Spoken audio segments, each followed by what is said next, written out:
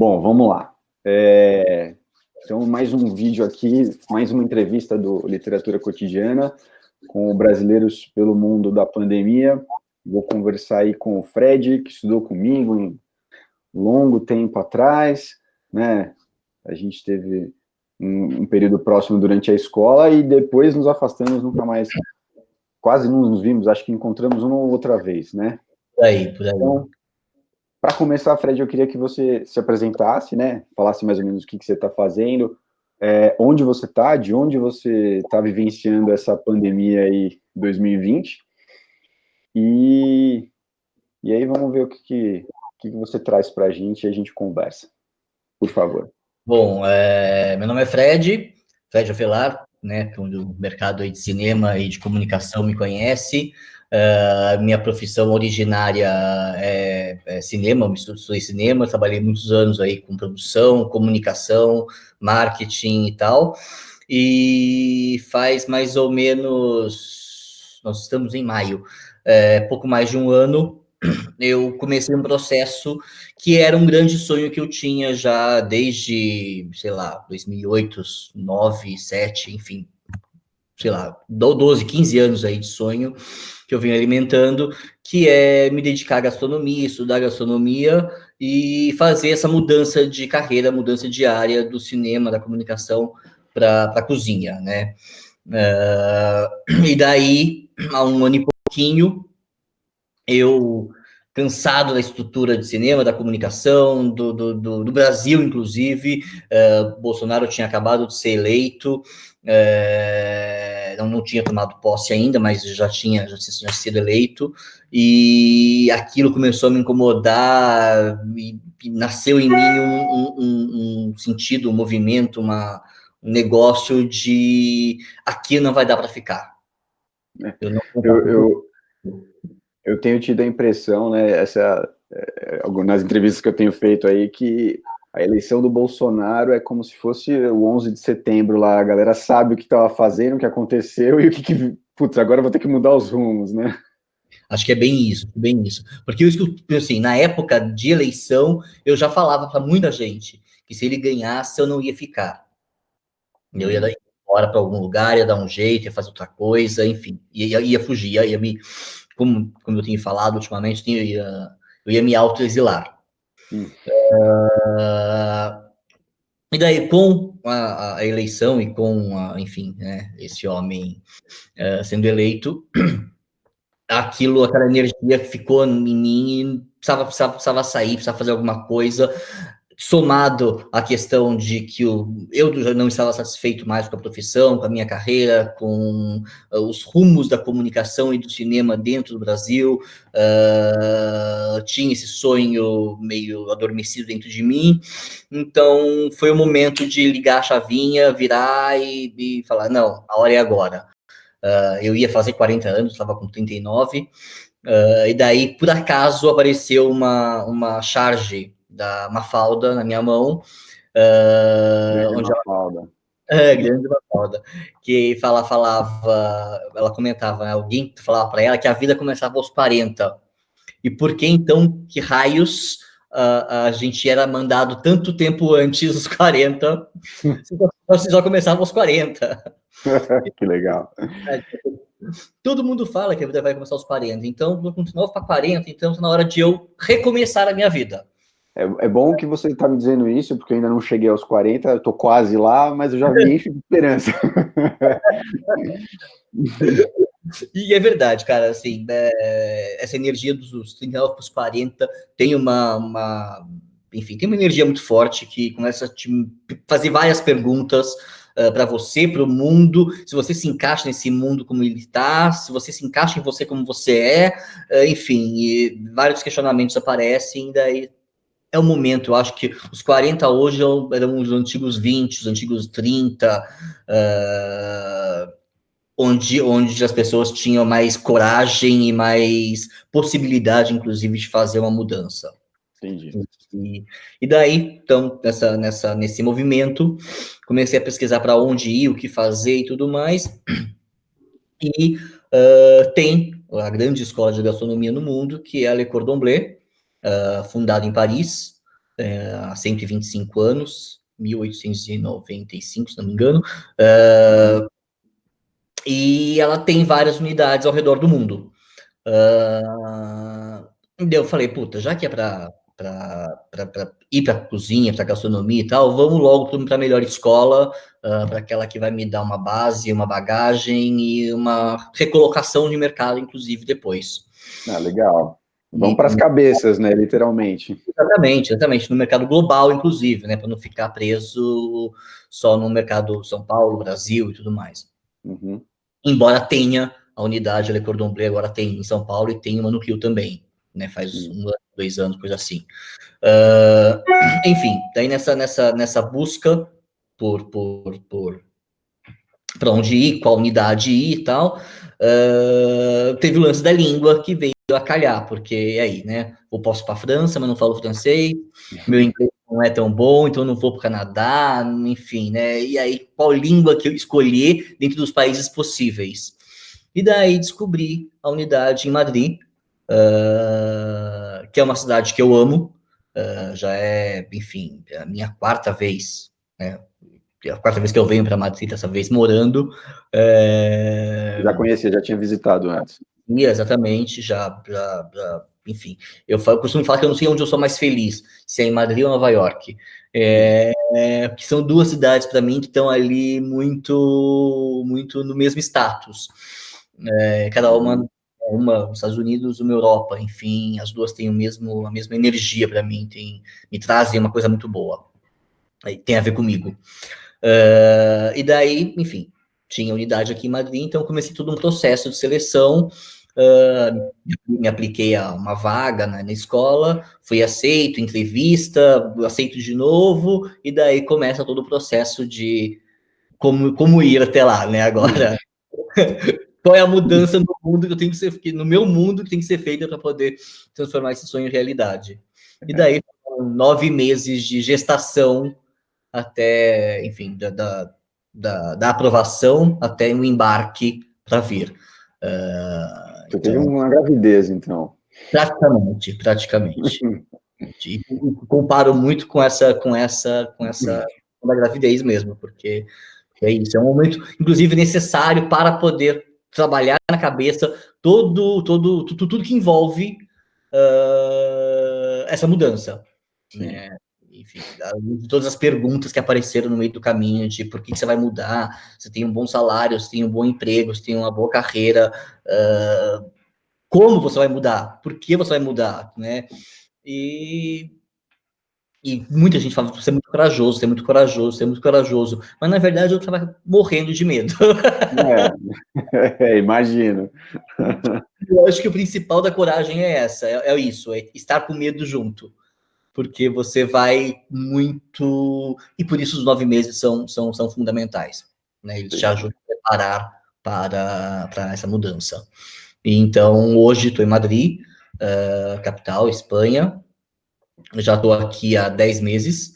Cheguei em agosto do ano passado. Enfim, cheguei no alto verão e agora a gente está começando o verão de novo, né? Então, eu posso dizer que eu peguei já todo um ciclo estacional europeu.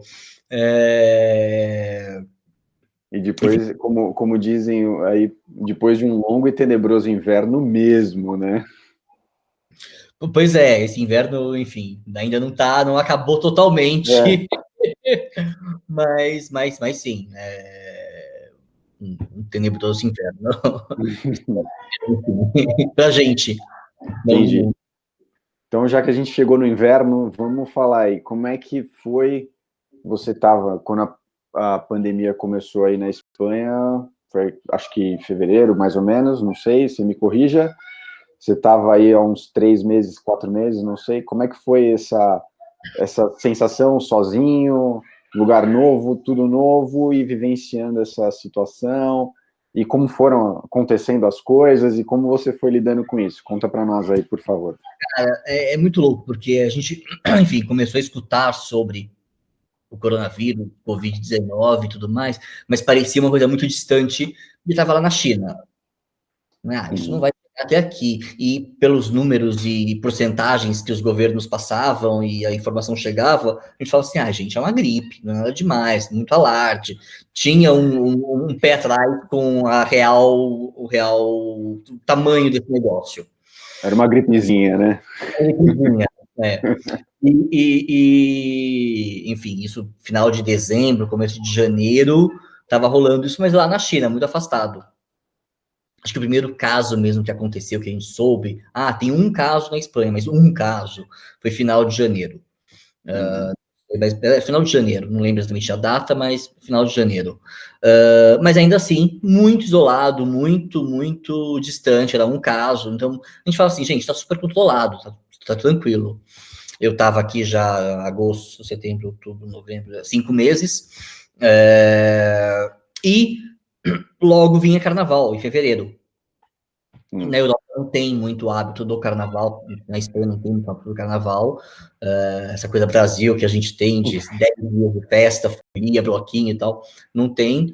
E essa alma brasileira, essa alma tropical que eu carrego comigo, pedia carnaval. E eu falava, caralho, o que eu vou fazer no carnaval? Para onde eu vou no carnaval? O que eu vou fazer no carnaval?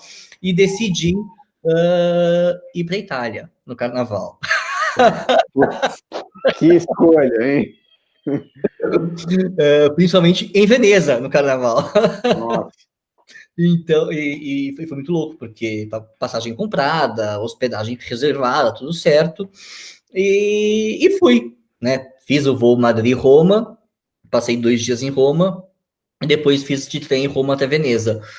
E quando eu cheguei em Roma, foi quando estourou a grande bomba na Itália, né? Tipo, a Itália está cagada, o coronavírus já está em milhares de pessoas, e eu tinha acabado de chegar. Né? Lá estava descontrolado, né?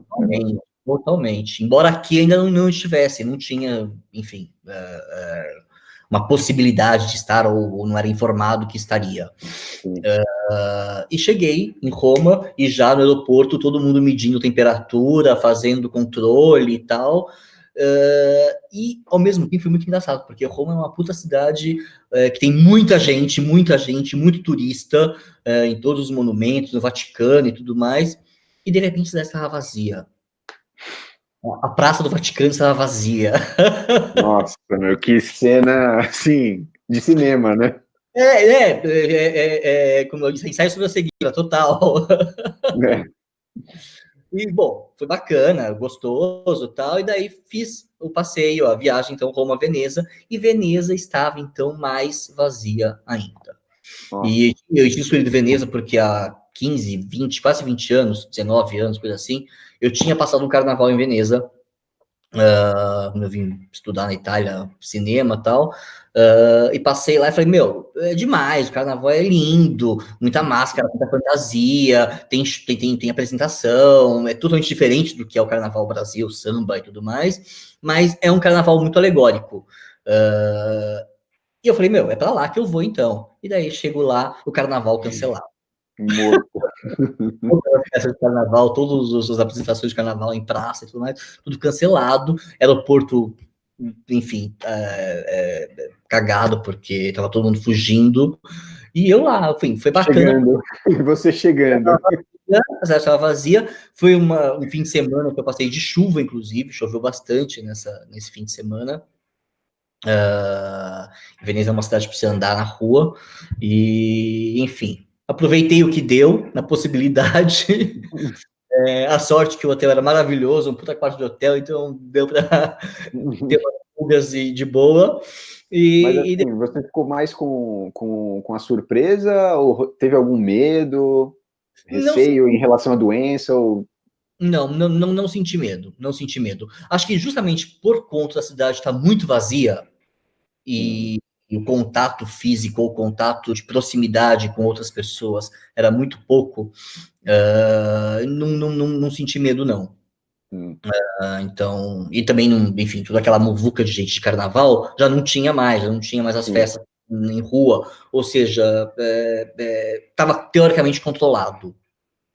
Então, enfim, passei lá o carnaval e voltei. No que eu voltei, continuei em aula mais uma semana, uma semana em aula, e daí fui para Paris, porque eu já tinha também uma viagem comprada no fim de semana seguinte para Paris. E em Paris não tinha, assim, nada de controle.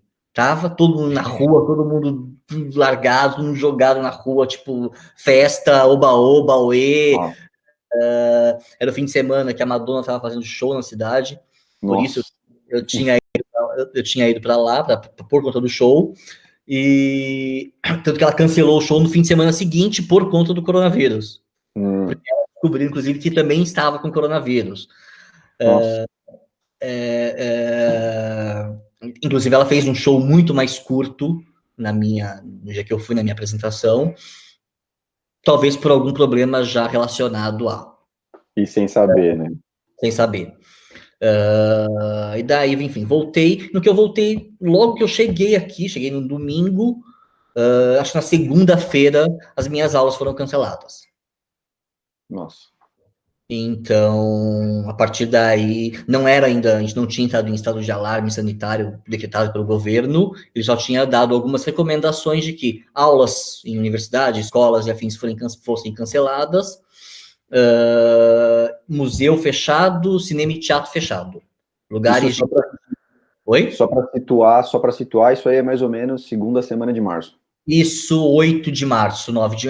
foi logo depois do Dia das Mulheres, porque, inclusive, nas matérias hoje, nas pesquisas hoje, essa briga de política entre direita e esquerda, a direita e a extrema-direita, principalmente, aqui, fica jogando na cara do governo. Aqui a gente tem um governo progressista de centro-esquerda, mas é um governo central, bem progressista.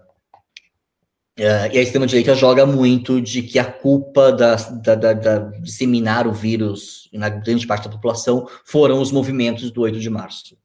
Nossa. Enfim. Oportunismos de monte, né? As várias variadas formas, né? Exatamente. Então, dia 9 de março foi o último dia que eu tive aula, porque no dia 10 já tinha sido canceladas as aulas. Não sabia ainda por quanto tempo, até quando e tudo mais, mas cancelado a partir de então. E no dia 14 de março, na sexta-feira, foi decretado o estado de alarme. Então, quando decretou o estado de alarme, fecha tudo.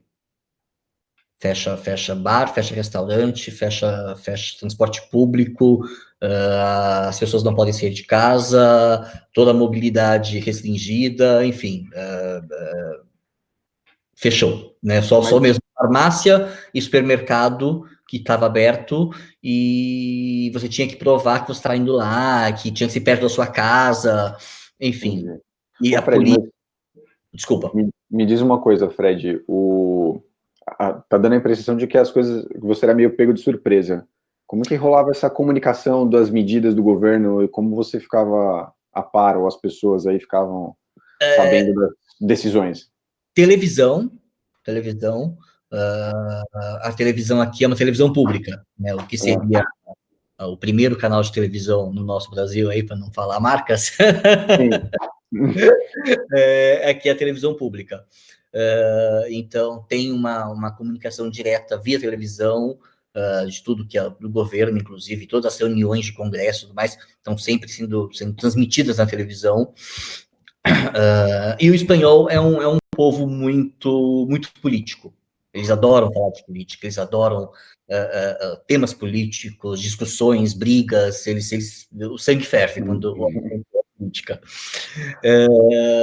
E também... Mas só, desculpa interromper, mas são discussões fundamentadas ou tem terraplanistas, tem esse tipo de coisa também? Tem de tudo, cara. Tem de tudo. A extrema-direita aqui é bem parecida com a extrema-direita do Brasil. Né? A sorte aqui é que eles não chegam a 5% de aceitação do povo. Que sorte. Eles são bem poucos. Mas a mentalidade, a cabeça, eu fico vendo algumas entrevistas, às vezes, discussões, coisas que passam na televisão, eu fico chocado, porque eu falo, gente, como é igual? Caraca! Que medo! Bom, mas voltando, aí você voltou, interromperam as aulas, e você, no fim, viajou para vários lugares e não teve nada? Não tive nada. Ou se eu tive, foi assintomático total. E não chegou a fazer teste até hoje? Não cheguei a fazer teste até hoje, não sei se fui contaminado ou não demonstrei, não tive nada. E tô em casa desde então, do dia 10 de março. Saindo, assim, uma vez por semana para ir ao mercado, fazer compra de mercado. Tive que ir 2 vezes na farmácia.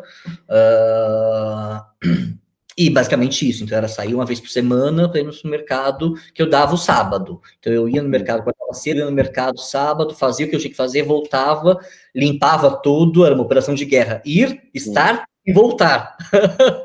Eu sei bem como é. Então essa operação de guerra, a hora que eu voltava para casa, e daí quando terminava isso, era hora de fazer faxina na casa inteira, porque já que eu tinha entrado da rua, era o momento de fazer a grande faxina na casa. Né? Então, esses 70 dias aí 70 e poucos dias já que eu tô em casa, tem sido meio que essa minha rotina.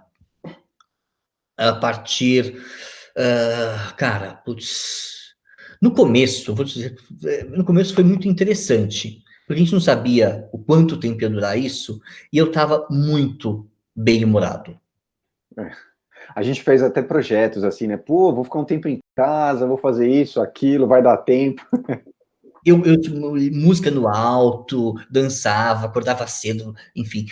Muita coisa que eu não tinha tempo de fazer, tipo de estudo, de prática, lições atrasadas, enfim, né? Coisas que no dia a dia, às vezes, com o bar aberto, não, não dá tempo. Eu falei, vai ser perfeito. Eu vou focar aqui no estudo, na prática e em mim. Né? Então comecei a fazer exercício, limpar a casa, estudava e fiz uma agendinha diária de o que fazer. E toquei essa vida super bem por 2 semanas. Foram 2 semanas que eu falei assim, gente, imagina, tô tirando de letra. Tá tranquilo. A partir da segunda semana deu uma deprimida, tipo, e agora? Putz, o que eu vou fazer hoje? O que eu vou fazer amanhã? E depois? E daí começa a vir o dia que você não escova o dente, o dia que você não tira o pijama, o dia que você não sai da frente da televisão sentado no sofá. Enfim, tiveram vários momentos aí, vários altos e baixos, né?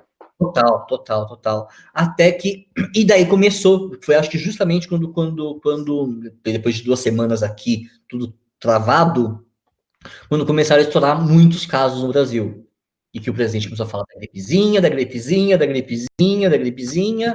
e daí por conta desse meu fuso horário diferente, tô 5 horas frente de vocês, às vezes eu ia dormir, nem tinha rolado o Jornal Nacional ainda para vocês. Então eu só ficava sabendo das coisas dos discursos infelizes que ele dava no dia seguinte, quando eu acordava. E daí aquela mania, né, de acordar, nem sair da cama, pegar o celular, entrar no Facebook, eu começava a ver aquelas notícias, aquelas coisas, que eu começava a me embrulhar o estômago, eu já perdia o apetite de manhã, eu já ficava deprimido de manhã, já ficava triste, já ficava nervoso, chateado, preocupado, enfim, é um turbilhão de emoções mesmo que você não sabe administrar. Tudo isso junto com a sua realidade física aqui no momento, confinada, né? Confinado, num apartamento pequeno, e mais ainda que o meu apartamento, as janelas, elas são internas, não dão para a rua. Então eu vejo o meu vizinho do lado, pela janela. Então a entrada de luz, tem uma boa entrada de luz, mas não tem sol entrando e não tem visita da rua. Não sei como é que tá na rua. Né? Difícil, hein, meu? É foda, porque eu falava assim, gente, o sol vai entrar aqui nessa janela de tal hora a tal hora. Então é tipo presídio. Eu tenho essa hora de banho de sol na janela. Complicado. E daí eu falei, eu não consigo mais ler, porque eu não tinha concentração para ler. Eu ia para a cozinha praticar. Teve um dia que eu queimei a pia, que eu queimei panela, que tudo deu errado. E daí eu falei, não vou fazer mais nada hoje, me joguei no sofá. Enfim, a cabeça vai dando uma surtada. E culminou com uma questão de falta de sono. Eu já não conseguia dormir. Eu ia para a cama, me forçava a ir para a cama, e daí ficava panquecando, virando de um lado para outro na cama por 2 horas, 3 horas, levantava, tomava remédio para dormir, pastilha calmante, e mesmo assim não vinha, e daí quando dormia, o sono era super picado, não era um sono direto de 6 horas que seja, para não falar 8, mas 6 que seja. Nossa, eu não sei o que é um sono de 8 horas há muitos anos. Eu não vou esnobar, né? Mas não tinha sono seguido, corrido. Era um sono picado. E acordava cedo, daí no meio do dia dava sono, mas se eu dormisse no meio do dia eu não ia dormir à noite, mas à noite também o sono não vinha. E daí começou... A gente sonha todo dia, mas lembrar dos sonhos são outras coisas. Nem sempre, E eu comecei a lembrar do sonho diariamente. Eu acordava, eu não tinha certeza se o que eu tinha sonhado era sonho, se era premonição ou se era coisa que já tinha acontecido. Ixi, Começou a ficar loucura. confuso essa coisa dos dias, do sonho, da realidade.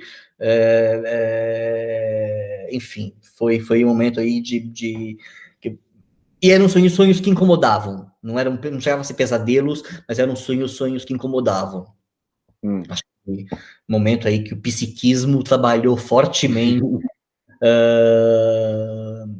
Enfim, foi um momento que eu também falei, opa, para tudo, as coisas não estão bem. Eu preciso você não mantinha contato nem que virtual com familiares, amigos ou coisa do tipo? Sim.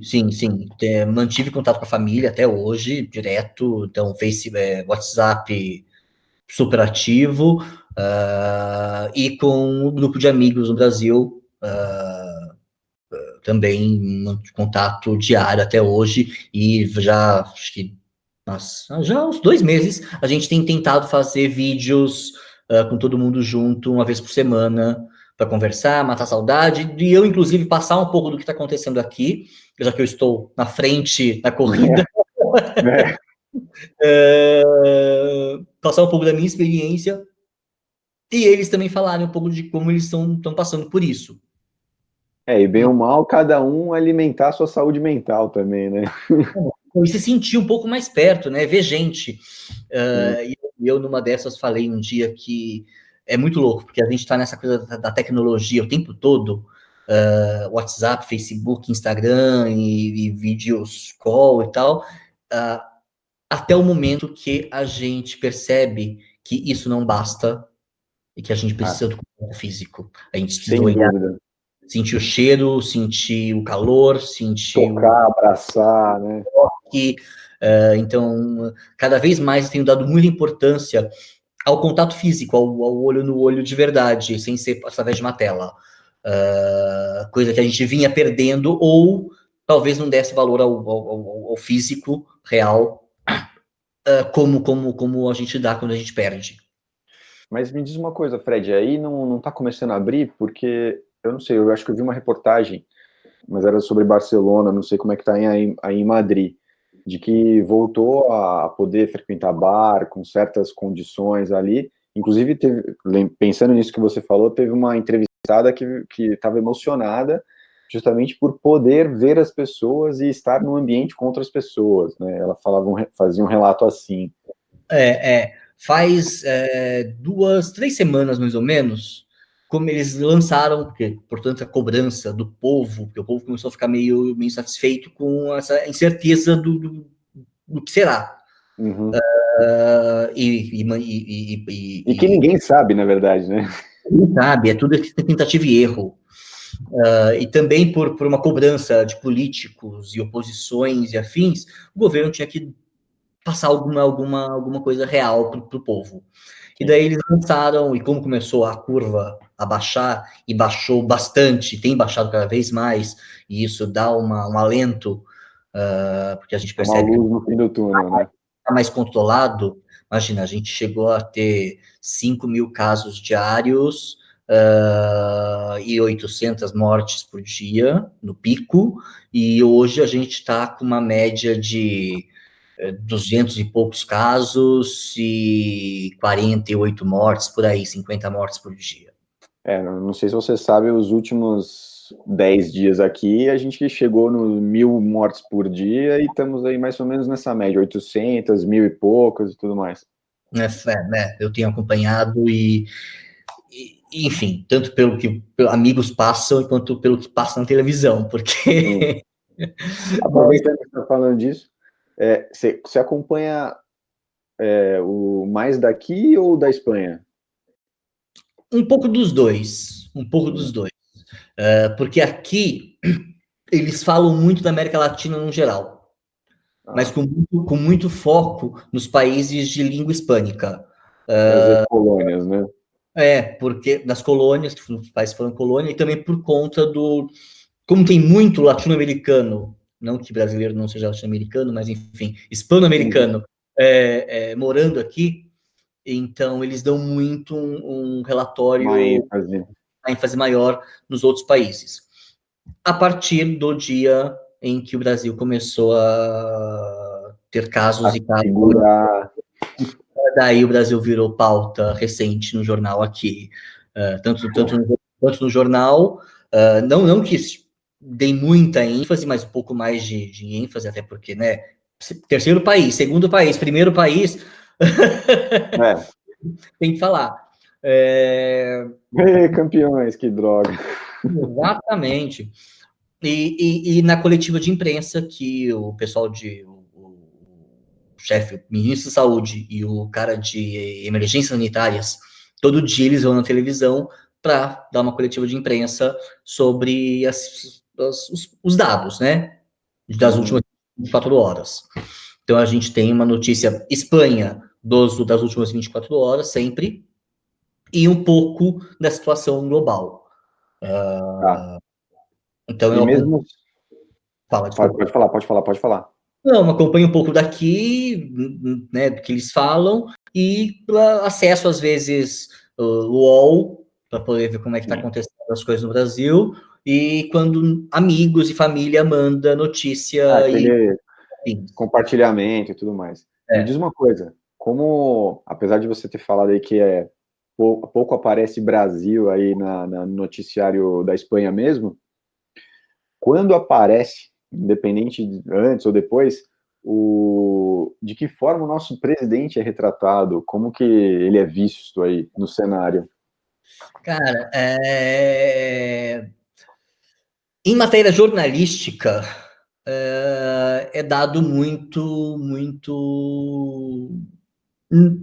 É uma nota, né? Da informação, passa a informação. Sim. Né? Moveram tanto, a situação é essa, aconteceu isso, aconteceu aquilo.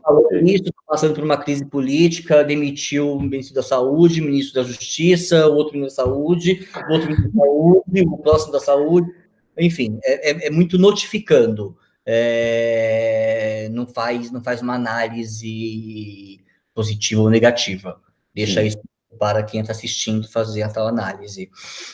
Eu não tenho muito contato com espanhóis. Assim, porque no curso mesmo, em aula, a gente é muito diverso, as nacionalidades, tem de todo mundo. Tem muito latino-americano, mas espanhol mesmo não são tantos. Então, o meu círculo de amizades, meu círculo de conversas por WhatsApp atualmente, não é tanto com espanhóis, é muito com venezuelano, colombiano, indiano, enfim, outras nacionalidades, e mais pouco com espanhol. Então, eu não sei muito como os espanhóis estão vendo e estão analisando o Brasil e o nosso presidente. Me dá vergonha cada vez que eu vejo, das notícias aqui, porque se eu falar que eu vejo das notícias daí, eu não sei se todo mundo tem acesso, mas quando eu vejo daqui, eu já fico morrendo de vergonha. Sim. Então, outro dia eu até estava na rua, tive que ir na farmácia, eu falei, se o cara perguntar de onde eu sou, eu vou falar que eu sou português, que eu sou francês, que eu sou qualquer outra coisa, falar que eu sou brasileiro, porque é um sentimento de vergonha, né, de tristeza por ter um líder, se é que pode ser chamado de líder, desse jeito. Enfim. Mas, por exemplo, entre o seu ciclo de conversas aí das pessoas com quem você tem contato, já chegou a ter algum comentário nesse sentido? Ou alguma manifestação que te colocasse numa situação de realmente de sentir vergonha? Putz, eu vou ter que falar que aconteceu isso mesmo, que eu sou brasileiro e que tá assim lá? Não. Graças a Deus. Ainda bem, né? Eu acho que a minha situação talvez não seja tão ruim, tão pior, né? Não vou dar graus, mas quanto a dos meus colegas. Porque se falar de Venezuela, se falar de Colômbia, se falar de Bolívia, talvez eles estejam na mesma situação que eu. Então, é aquela coisa, né? É o Roto falando de sarrapado. Entendi. Então acho que a gente, nesse ponto, a gente fica muito. Não vamos entrar em assuntos. Entendi. Mas Boa essa. é uma situação, enfim, que acho que qualquer brasileiro um pouco mais, sei lá, de mente aberta, um pouco mais pensante, quando escuta, quando vê o que está acontecendo e que está fora, né, de um olhar estrangeiro para ir, né, porque querendo o meu olhar já está aqui, eu já olho o Brasil com um olhar um pouco estrangeiro. Um pouco de fora, né? Louco essa dicotomia, porque é um olhar estrangeiro sendo brasileiro. De novo, eu falo do exílio, que eu comecei falando lá atrás, foi quando eu, né, decidi sair, não por conta mais que a eleição do Bolsonaro teve uma certa influência na minha decisão de sair. Eu tenho falado que o que eu tenho vivido é um autoexílio imposto por que eu escolhi para viver a minha vida, para pensar em outras coisas e para estar longe deste momento. Então, E para nascer aos 40, né? Para nascer aos 40, exatamente. E nesse período todo, principalmente agora, época de pandemia, todas aquelas músicas de Caetano, Chico, Gil, que escreveram durante os seus momentos de exílio, têm sido muito presentes no meu dia a dia, em forma de pensar e de olhar o Brasil como estou vendo hoje. É uma identificação ali, né? Eu escuto London uma vez por dia, talvez. Exatamente aquele olhar que o Caetano teve, estando em Londres, e sobre o que ele vivia lá, e pensando o quanto era diferente do que era no Brasil, é muito o que eu tenho passado aqui. Né? Pensando como pessoal apenas, né? Sem querer sentir o Caetano Veloso, né? Sem um interlocutor, né? O interlocutor sendo eu mesmo. Sim. Né? Eu para mim mesmo. E sem a arrogância de ser Caetano Veloso. De querer ser Caetano Veloso. Legal. Putz, meu, eu imagino. E, pô, agora você tem que pensar em fazer amizade com o vizinho espanhol aí pela janela. Enfim. Qualquer coisa você não fala que é brasileiro. Às vezes a gente se encontra pela janela no momento de faxina. Estou fazendo a faxina em casa, ela está fazendo a faxina na frente também, a gente, oi, e tal, Só isso. Complicado. Bom, Fred. Eu tenho uma grande amiga aqui, que é brasileira, não é do curso, eu já morava aqui antes, que eu conheci no Brasil, enfim, a gente tem uma amizade aí desde, enfim, 15 anos, talvez, não sei. E é com quem eu tenho um maior contato aqui, mas né, a gente está há 70 dias sem se ver, porque desde que decretou o estado a gente não pode se ver, ela mora a 20 minutos a pé de casa, enfim, a gente se fala quase diariamente para saber se está tudo bem, né, porque são os dois sozinhos, eu aqui sozinho, ela sozinha lá. Um é a muleta do outro. Exatamente. Ela ainda está trabalhando, eu não, porque as aulas foram suspensas, então eu estou sem aula e sem trabalho. E ela trabalha, então ela tem né, uma atividade ao menos durante o dia para ocupar a cabeça. Então eu acho que eu fiquei numa bolha meio sei lá, me sinto mais estranho que a ficção. Mas já tem previsão aí de volta mais ou menos ao normal, de começar a abrir escola de novo? Então, a gente estava falando, né, há umas 2, 3 semanas, eles lançaram um plano de desescalada com fases, né? Então, todo mundo estava na fase 0. Né? A fase 0 é aquela que a gente estava vivendo. Lockdown, né? Lockdown. Então, iam ter fase 0, fase 1, fase 2, fase 3, e depois da fase 3, uma volta à normalidade. E uma possível normalidade. E cada fase teria um período aí de 15 dias entre uma fase e outra. Só que as comunidades, porque aqui, como se fosse região norte, sul, nordeste, centro-oeste e sudeste, cada comunidade, as comunidades autônomas, têm os seus governadores. Uhum. Que é diferente, que a divisão política geográfica é um pouco diferente da gente. Enfim, tem a comunidade autônoma, tem a província e a cidade. Então, são três divisões políticas, geopolíticas, né? Uhum. Então, cada presidente de comunidade mandava para o governo federal a solicitação de mudança de fase. E Madrid e Barcelona... Madrid é uma comunidade autônoma tipo Brasília, né? Tipo Distrito Federal. Então, ela é única. Capital, tá. Barcelona está dentro da Catalunha. Mas Barcelona, a cidade, a província... junto com Madrid, foram as duas únicas que não passaram para a fase 1, porque eram os maiores focos. A Catalunha, as outras cidades e províncias passaram, mas Barcelona não. E daí, isso a gente ficou por 3 semanas em fase 0, a mais do que o resto do país. Então, todo o país já em fase 1, algumas ilhas, Formentera e 2 ilhas das Ilhas Canárias, puderam passar direto para a fase 2, porque não tiveram contato nenhum, não tiveram contágio, não tiveram nada, o vírus não chegou nessas ilhas, então elas estavam totalmente ilhadas, elas podiam ter uma liberdade maior, então elas podiam ir para frente, tomar dianteira. Então, e Madrid e Barcelona só conseguiram passar para a fase 1 ontem, segunda-feira. Tá. Então, ontem foi o momento de algumas mobilidades serem abertas ao público, bares e restaurantes, desde que tivessem área externa, podiam reabrir, mas só abrir a área externa. A área interna ainda não.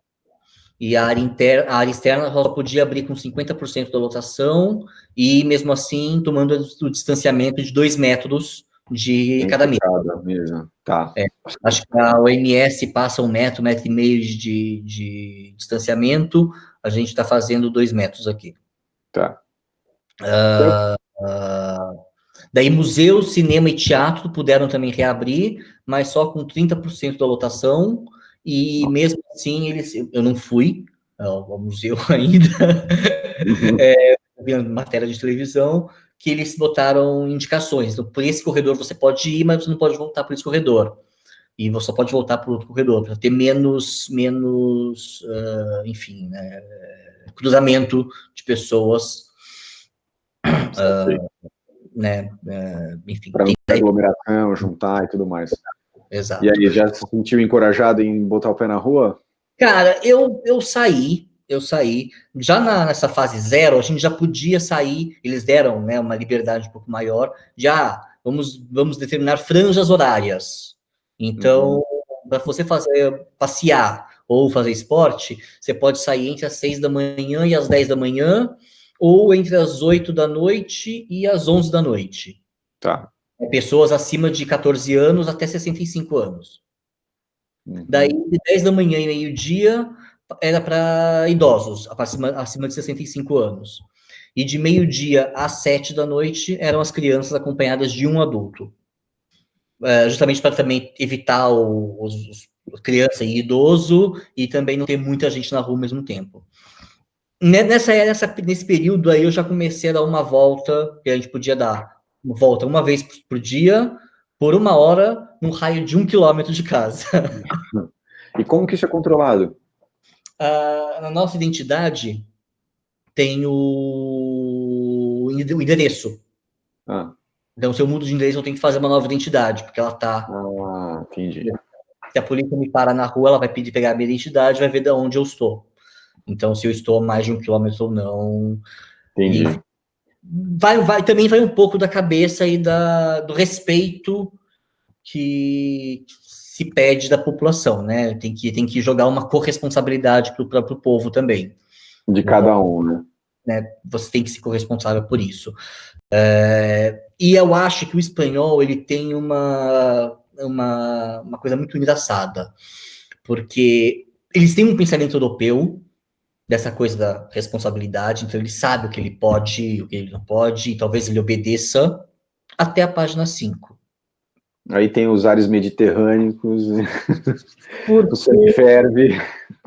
O espanhol, ao mesmo tempo, ele é muito indisciplinado. Eu costumo comparar o espanhol com o baiano, porque o baiano não fica em casa, o baiano vai para a rua. Vai na casa você não conhece a casa de um baiano. Você está sempre no barco baiano, você está no restaurante, você está na praia, mas você não está na casa. Eles não frequentam uma casa um do outro. E eles estão sempre na rua. O lugar de socialização do espanhol é a rua, é o bar. E essa coisa, aquele mito, né, de, vamos fazer os espanhóis sair de bar em bar pela madrugada, é fato, é verídico, isso acontece. Então, eles são até o madrilenho, especificamente, é chamado de gato, justamente por isso, não, mas uma das lendas é porque os gatos ficam perambulando pela rua à noite. Então, né, o espanhol também é como um gato que perambula pela rua à noite. Mas, enfim, tudo isso para falar que o espanhol ele é um bicho da rua, é um bicho que socializa na rua, a casa deles é pequena normalmente, eles não têm fogão, é de 2 bocas, quase nunca tem forno no apartamento, tem um micro-ondas, geladeira pequena, porque eles não ficam em casa. É do trabalho para o bar, do bar para a cama, da cama para o trabalho, enfim. O lugar deles é a rua. Né? As ruas na Espanha todas são superlotadas. E uma outra lenda que existe também é de que existe mais bar e restaurante, mais lugar de comer, de socializar, de beber, enfim. Bar e restaurante no sentido bem amplo do negócio, em Madrid do que no resto da Europa toda somada. Caramba, é muito bar. É muito bar, é muito bar. E eles vão, os bares são sempre cheios, de segunda a segunda, estão sempre lotados. E isso me causou, quando deu o lockdown, eu falei assim, gente, esses espanhóis vão surtar, cara. Eles vão ficar muito loucos, o que vai acontecer? O espanhol que não fica em casa, não faz comida em casa. E eles vão ficar em casa, dentro de casa, por sabe-se Deus quanto tempo. E logo que começou a ter essa liberdade de saída, eu fui para a rua, primeiro dia, e eu falei, não vai dar certo isso. Tinham jogado um torrão de açúcar e as formigas todas tinham ido atrás do torrão. Todo mundo na rua. Todo mundo na rua. Tava todo mundo na rua. Ninguém de máscara, todo mundo correndo, se encontrando. E daí começou a dar... Foi a primeira vez que eu tive medo. Porque eu falei, eu vou voltar para casa. Eu vou ficar em casa. Ou não. E daí, mas enfim, os gráficos continuaram caindo, então aparentemente estava controlado. Tá tranquilo. Então, daí segunda-feira agora, ontem, eles liberaram Madrid e Barcelona para a fase 1. Até porque a gente já começou a primavera, a gente já está no final da primavera aqui, já tem um mês que está fazendo calores de 25 graus para cima. Essa semana passada, e ontem e hoje, a gente chegou a 35 graus. Tá um calor do cão. Tropical, calor tropical. Sol maravilhoso na rua. Quando eu olho pela minha janela para o céu azul, sol gritando. Vontade de estar no bar tomando uma cerveja. Imagino. E daí, enfim, todo espanhol já está desesperado para ir para a rua também. Mas voltou então para as coisas, terraços abertos. Ontem eu saí 1h à tarde na minha franja horária aí das 8 da noite, porque o sol aqui está se pondo às 9h30 da noite. Nossa. Enfim, loucura. Calendário de verão, então é isso, vai mais tarde ainda, né? O negócio se estende. A tentação é maior ainda. Muito maior. E daí eu fui dar uma volta e meus bares, assim, os que tinham terraço aqui perto de casa, todos lotados, com fila na porta esperando lugar para poder sentar, enfim. E o distanciamento na fila? Um distanciamento de 2 metros. Tava rolando, embora máscara embaixo do nariz, máscara no queixo, máscara no pulso, máscara na testa, enfim, tem a indisciplina tropical, talvez. Bem típica aqui também. Né? Então, enfim, vamos ver como isso procede, porque daí teria essa semana, mais a próxima semana de fase 1, para poder entrar na fase 2, mais 2 semanas de fase 2, para entrar na fase 3. E daí tem algumas enfim, escola, colégio normal, né, primeiro e segundo grau, já foi abolido esse ano, só vai voltar no próximo ano letivo, que começa em setembro. Mas eu ia falar, acaba no meio, né? O ano letivo é diferente, então já foi encerrado, só volta em setembro. Daí cursos... Foi encerrado sem reprovação, né? Todo mundo aprovado. Sem reprovação. Inclusive eu mesmo, porque quando deu o estado de alarme, o lockdown, a gente faltava 2 aulas para terminar o módulo intermediário, que é que eu estava, e ter a prova. Então, a gente não teve essas 2 aulas que faltavam. A gente fez as aulas online, no que podia ser online, a parte prática a gente não fez, está pendente, e a prova, a gente já foi aprovado por uma média de avaliação diária em aula. Tá. Até falo que não teve o mesmo gosto de uma aprovação com exame, com nota, com você ir lá e demonstrar que você aprendeu, que você sabe aquilo de fato. Sim. Mas, enfim, tá valendo, tá dentro, é a nova realidade. Enfim, então, esses cursos profissionalizantes como o meu, a gente não sabe ainda quando volta. Cada fase, cada curso está fazendo a sua proposta para o governo.